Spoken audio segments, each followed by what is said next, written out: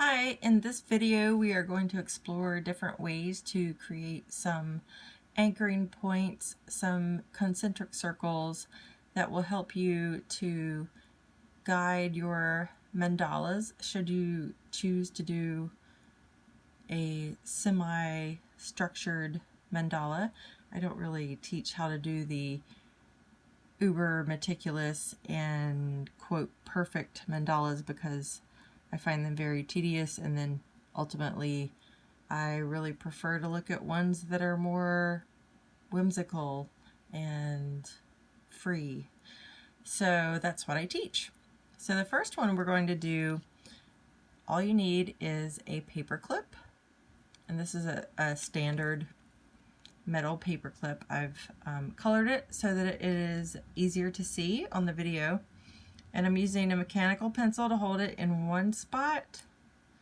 And this is a Faber-Castell Pitt Artist Pen on the other end. And it's the small tip. And that is comparable to the ultrafine tip on the Sharpie marker, the micron pens. Whatever. So you're going to put some tension on both instruments here so that you can create a circle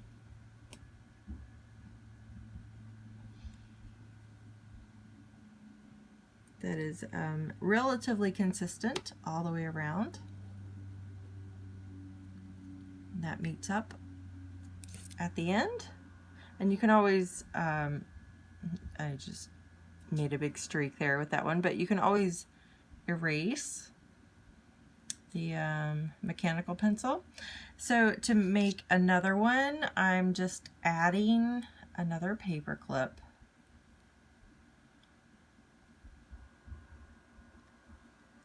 and then I go to the same spot that I was before,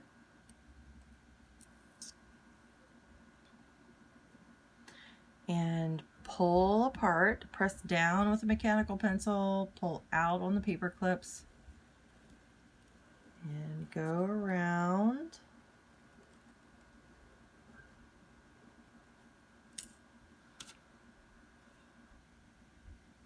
And then grab it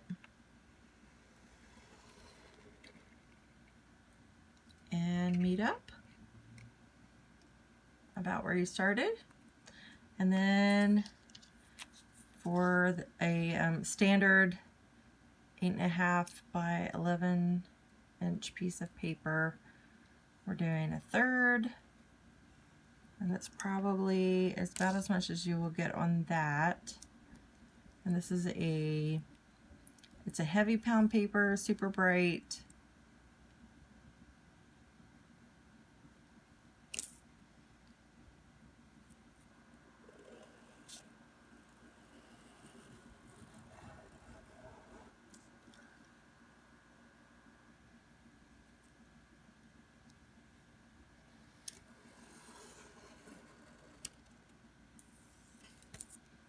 And there you go. You have a grid to start with. And, you know, we've got these little marks and stuff, but it's still a good place to start practicing. And even if you were doing this on top of a final mixed media layered canvas or something, then those little marks could be covered up or blend in, and it really doesn't matter. So our next method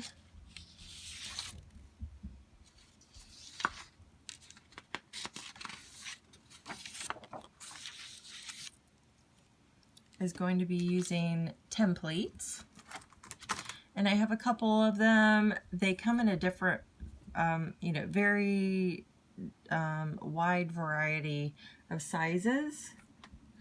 So I just approximate, if I'm going to do one that it is right in the middle of my paper or my canvas or whatever I'm working on, I approximate where I think the middle is going to be, and that's where you start with your smallest circle that you think that you want to start with, and it doesn't have to be the very smallest. I'm just starting with the very smallest on this template. This is the Crayola template that I have in the materials photo album. And I'm skipping a size, and there are these little hash marks that you can use. And you kind of you approximate these side marks and the top marks for the center. If you don't get it perfect, that's okay. And I'm just drawing around the center, pressing gently towards the outside, and again skipping a size. If you really want to do a very, very detailed mandala, you can do every size and have very small, tiny details. That's not my preference. It doesn't have to be your preference. So again, I'm skipping a size, and here is one.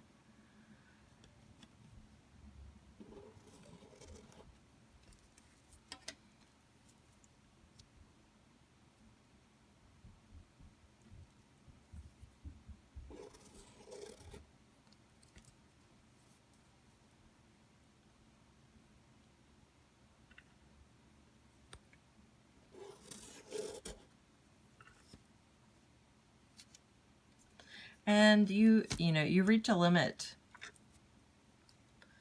with that one. And then this is the jumbo size. I got this one at Michael's. And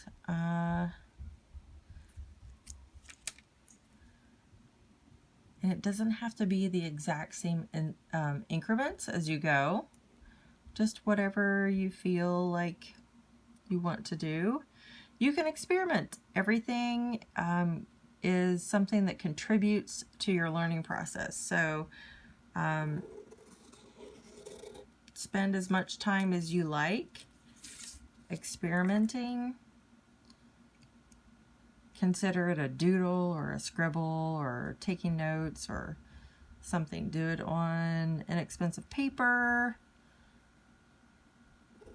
Consider it practice. And it all goes towards something.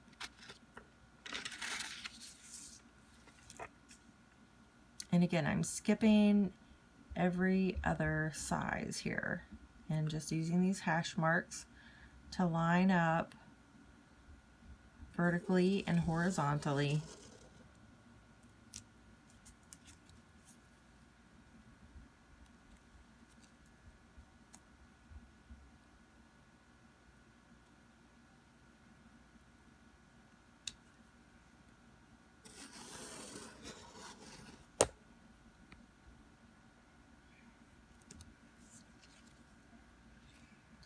And then we kind of reach the limit of what we can do with our templates, which is usually fine with me because I don't really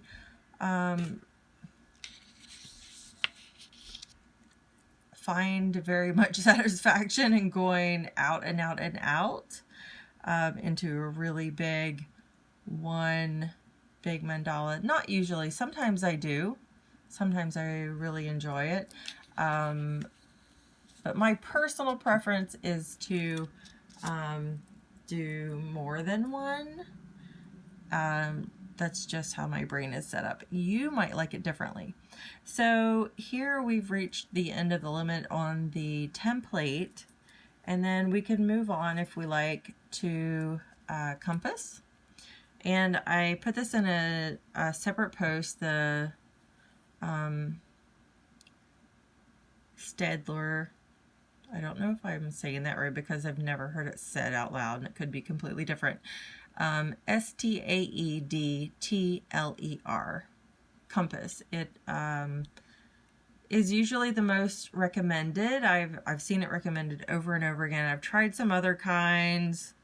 They seem to be very unstable and sloppy. So it's got this pointy end, and then it has this end right here with the graphite in it, and that part you can replace. You can replace the graphite. And I'm going to show you, you place the pointy end here in the center of your smallest point. And again, don't stress about it being perfect or exact. And then get this as level as you can. And you're going to hold at the top and hold your paper still. And then press gently on the graphite end.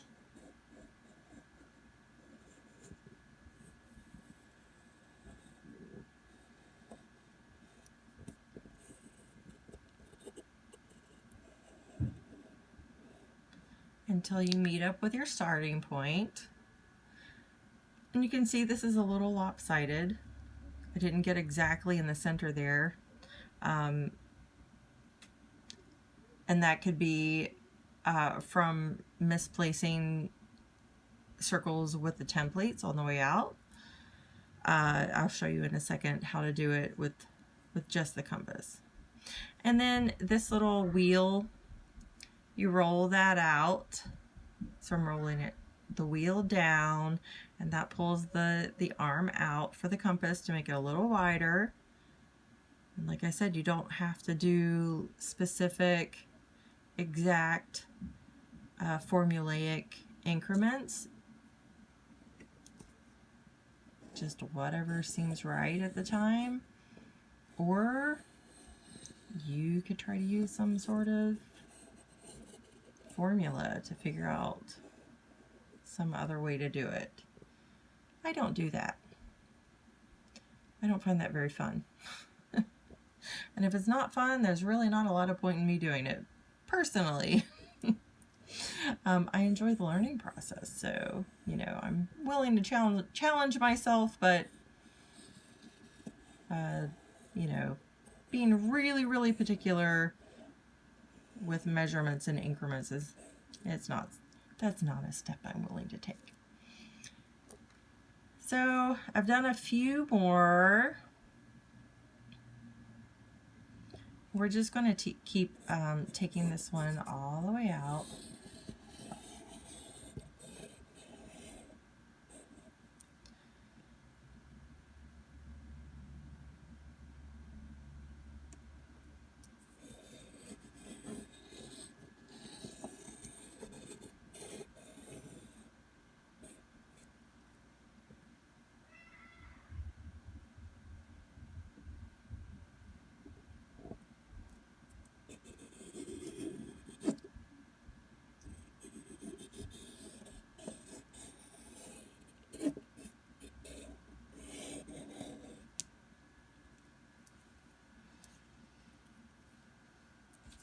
And the reason I keep saying neat-ish circles is because even when you use the compass, or at least with me, even when I use the compass and I go back over it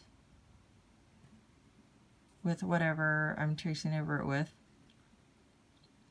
it might be a Sharpie ultra fine point, felt tipped pen, or a micron pen, or the Pitt Artist pen. It always works better when you're able to turn the paper, but it tends to be a little disorienting when you see it on video that way. So I'm just doing my best here to try to trace this circle, and whenever your hand feels uncomfortable, you can switch directions or go to a different point in the circle. And this is why I say neat-ish, because tracing back over it, I personally never seem to get a really perfect circle, but that's okay, because that's not really how I tend to draw the rest of my mandala anyway, so it works out. And if that's something that you are aiming for it is something that you can just spend more time, go as slowly as possible with, and then you will end up with a neater drawing overall, if that's what your goal, if that's what you like. Not everything that we are working on in this class ends up being super neat and precise, because it's never really been my art style.